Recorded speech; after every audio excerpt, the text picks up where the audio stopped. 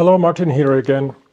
In this video tutorial I will show you how I use these dip pens in combination when drawing some parts in urban sketching, so in architecture and urban sketching, and that's windows. Windows are the topic. And yes, I did a tutorial and a video about how I draw windows from fantasy or what's in my mind, what I remember, and then how I do them with how I use these when I draw my cityscapes from fantasy. But of course you only can draw what you can imagine or what you have seen in real life.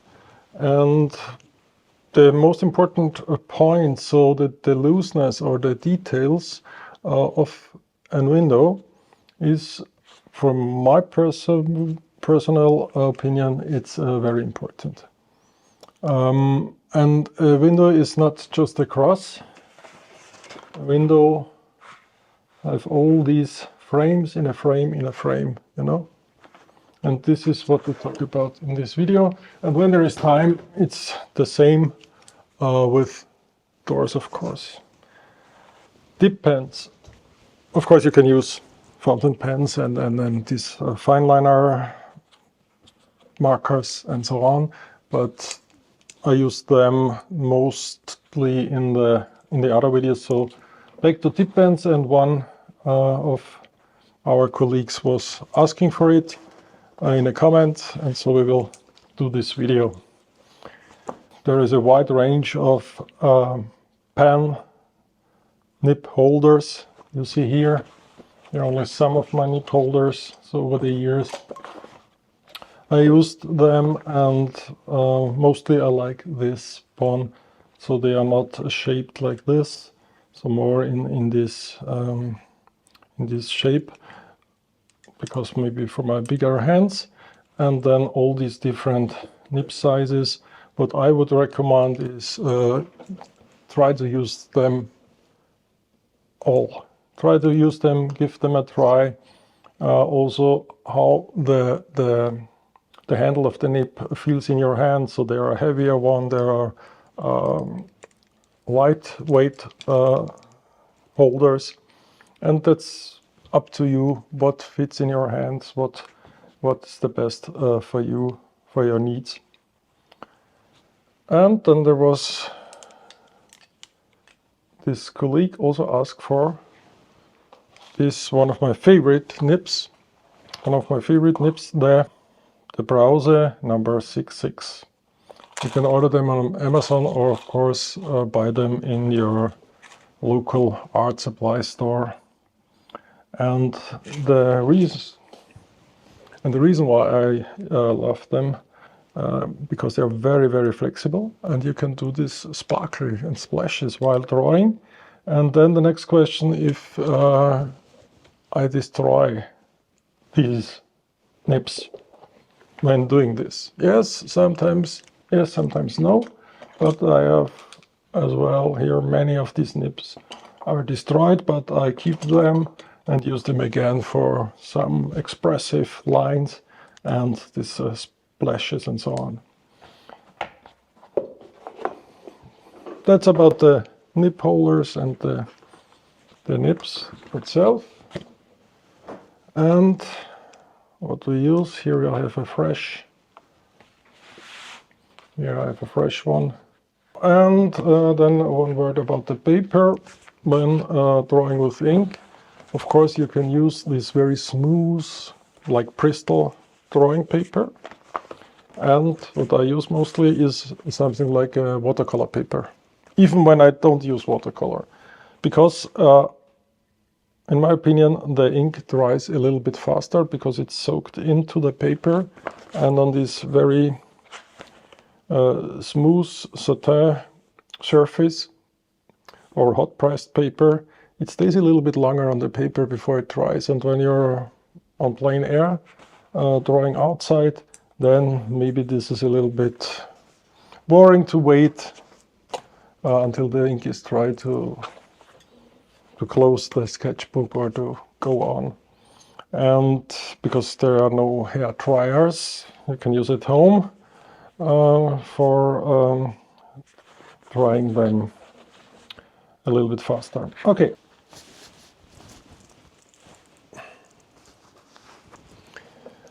One or two important words about ink. You can use any ink.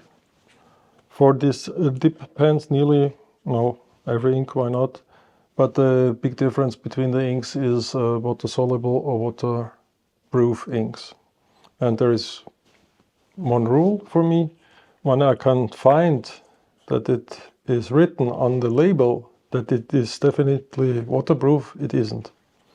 So you can dilute the ink with water, any of these inks, but when they are dry, they should stay dry and not be water soluble when there is labeled as waterproof.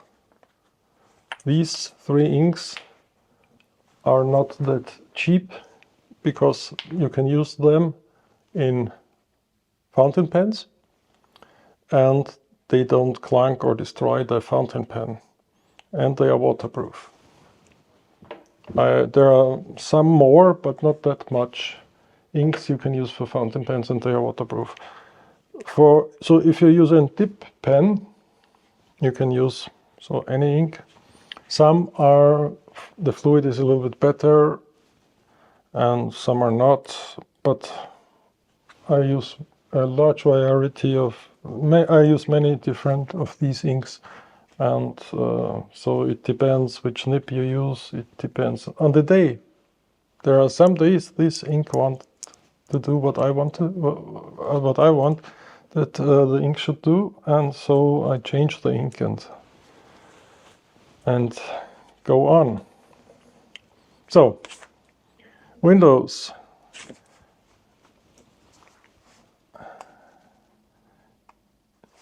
We can think about the window, and when we see windows, but when we do it without a reference.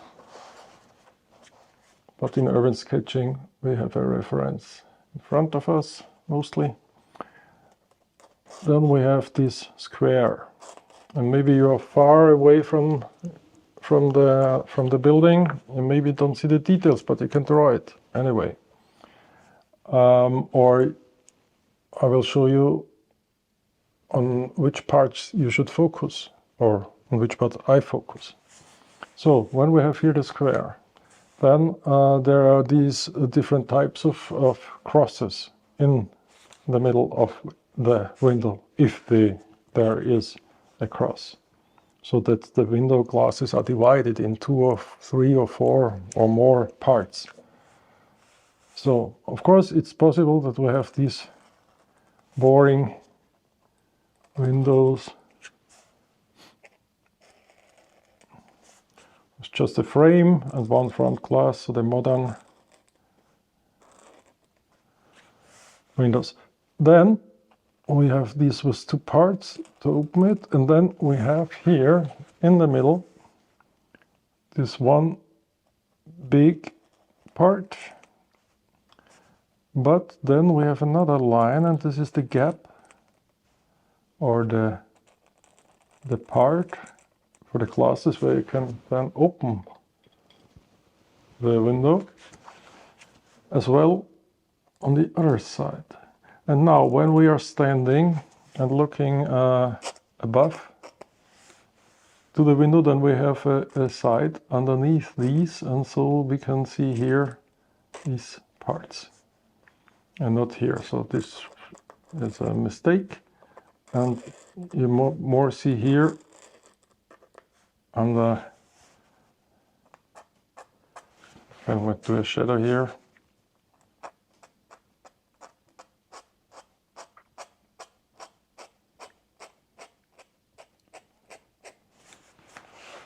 And what I would recommend, if you like deep shadows are important, then you can use a brush pen. There are many on the market. This is a Kuretake, then there are the Pentel ones and so on, the Pentel Pocket brush, and here I can do these nice and quick done shadows. So, and when then there is a window with 4 parts, you have to concentrate, or you have to look if the upper part is maybe a little bit on the upper third, and then we have the shadow or the side underneath this, so here, so that you can see it a little bit better. The thicker shadow is underneath, so it's here, as well as we had it here, so that will look up to the window. And then left or right, maybe we stand at this, or we look at this direction or in this direction. Let's say we look at this direction, then we see more of these parts on the right. So here, maybe the wall inside the window, and here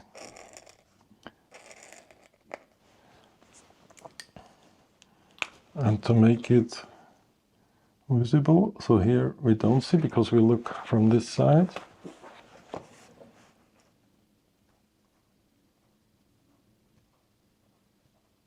For a nice contrast, I make these black now. When we say we don't use gray, we don't dilute the ink to the grays, so we only use black and white. Then often I'm missing, when I see good urban sketches, I'm a little bit missing the blacks, the shadows, the deep shadows. But that's only my personal opinion. And then we have a little bit of shadow from here, from above, because when the sun is coming from the right upper side. And then also here inside, there's also shadow. Yeah. I can also do this with here, so that we have a black gap here. And now this window, as you see here, comes a little bit more to life. And then some of these windows, so you have to look if this is the case, have a nice frame around the whole part. And so we can do this here.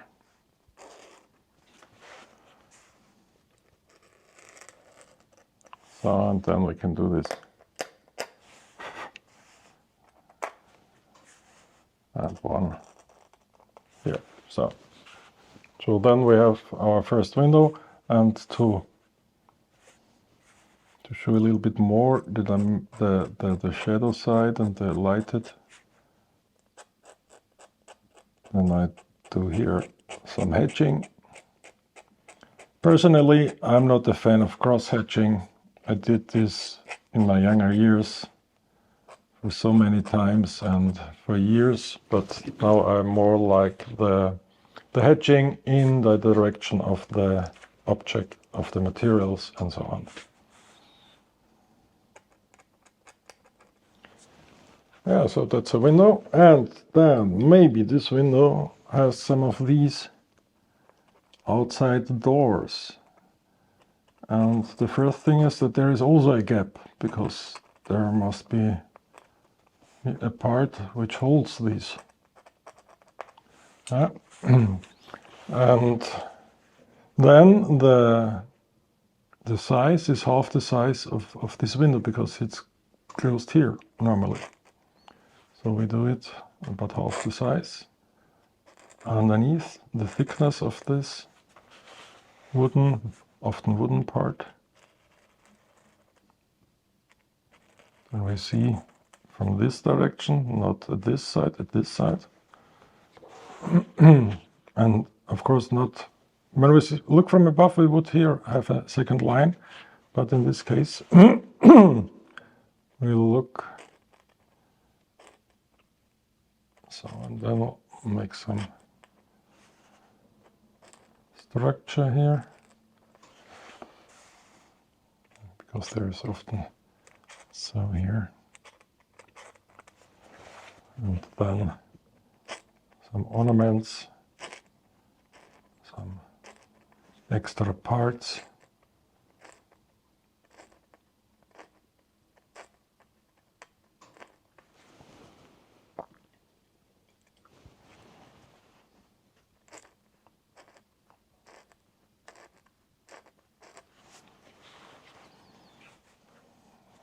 And on the other side, so maybe this is half closed. So perspective, welcome perspective. So when that's a little bit closed, then we have this part here. There nothing changed, everything's okay. We see here from this side, so this is thicker. Oh no, because it's, now see, when you're not concentrated because you talk all the time, because we have this angle here, something like this.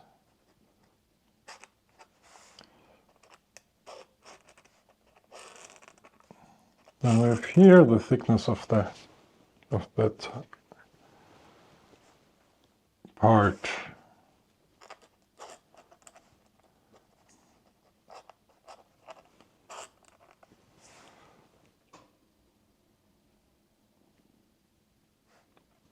And then here.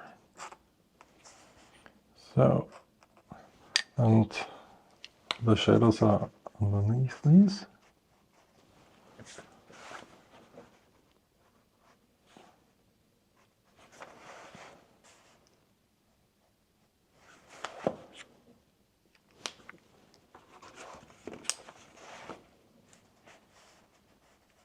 And down here these elements divide. And we can look a little bit here in this thickness here. And then maybe we have this closing mechanism. So that's not far away from being perfect, but you know what I mean. And so maybe here we have some shadows.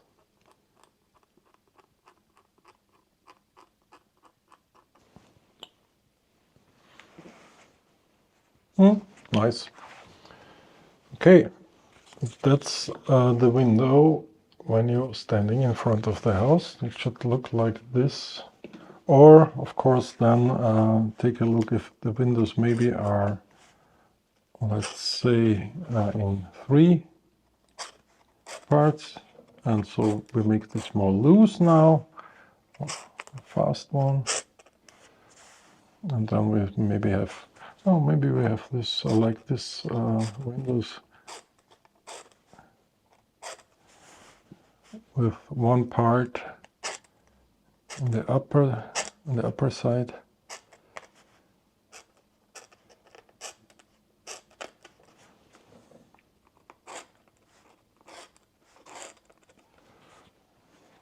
And as well with the brush pen.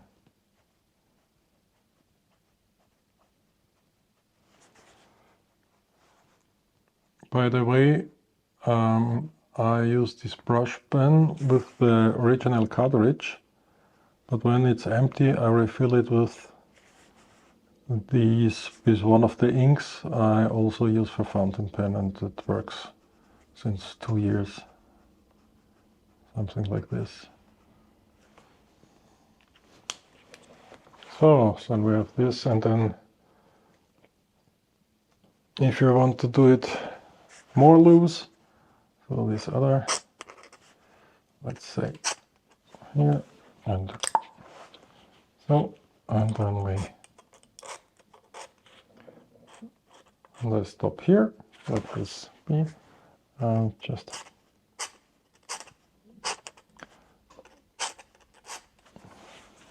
but always think about the direction, so your point of view.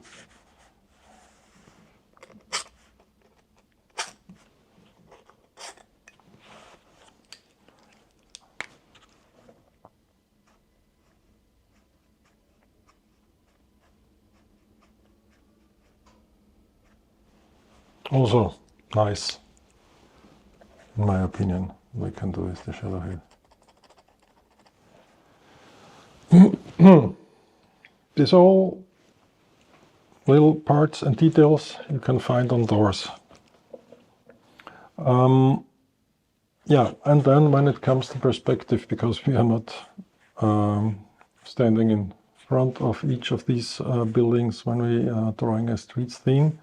So when it comes to perspective, so let's say we have here the house and the let's say here's our eye line, our eye level. So the level where we have our head and our eyes. So here we look above. Here we have the vanishing point, let's say here. And then, so it's a more extreme one. So we have to focus on these three lines. Because when now it comes to the window, let's say we have here one of these, then these window shape also follows the perspective. And so let's say here it's the angle is not that steep like this one. And then of course the more you're standing, the point of view is here and you're looking, then of course you see more of these thickness of the wall. And of course the ceiling. And then the middle cross, or this part here, is more on this side, because it's hidden. Part is hidden behind this. So, and then we see the underneath this one here. And the first thing here is that we recommend the light of the sun from above, so then we have the shadow here. And this shadow maybe is going down here and underneath this part. When the light goes off, then it's dark inside. And then we have our window in perspective. And we can do this framing, but as well following the vanish point. And maybe here. So. And then the next window, and there is one here. The same game. But of course it's smaller.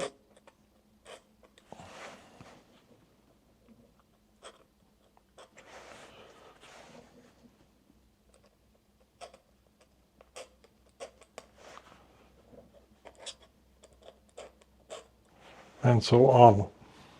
Another, yeah, and when there is in the first floor, then the perspective of this window is in the opposite. So here we have the side from above now, and then we don't see this part here. We see the part here.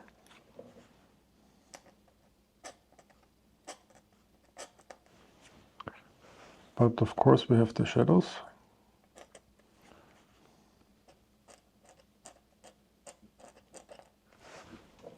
The shadows stay the same.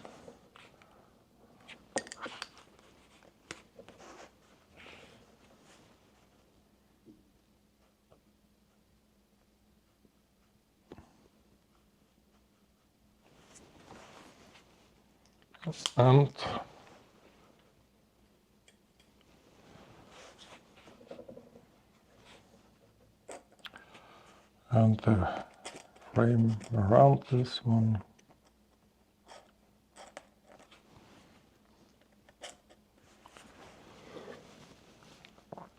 Okay, this is more the detailed way, and of course you all know this. There are these windows, let's say another perspective part that you can lose it. You can draw it very loose and then only use this shadow here from the ceiling.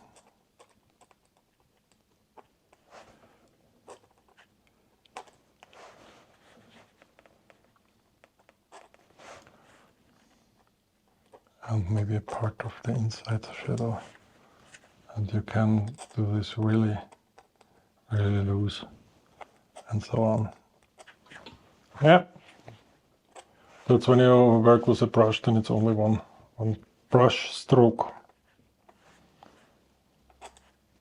or two.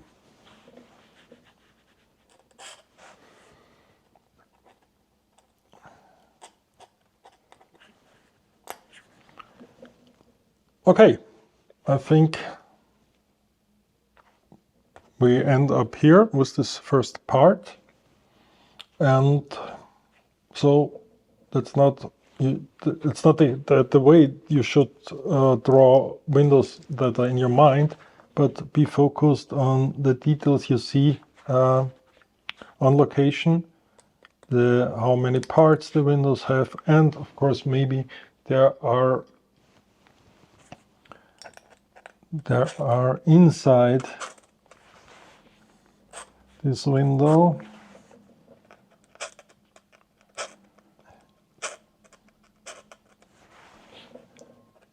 so here's a divider. Oops. And then we can have, so here, this ends here. And so the dark room behind starts here and here.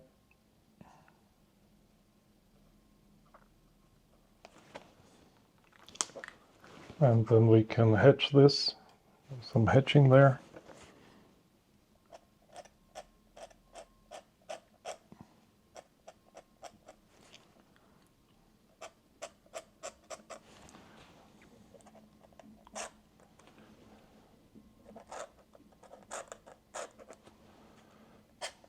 Yeah, something like this. You know, the curtain is the name, I think, for this. You know what I mean? And the shadow.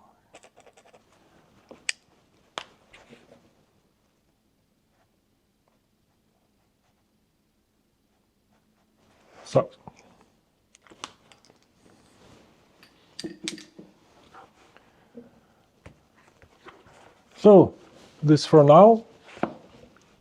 Hope you liked it, and you can suggest me some new topics for newer videos.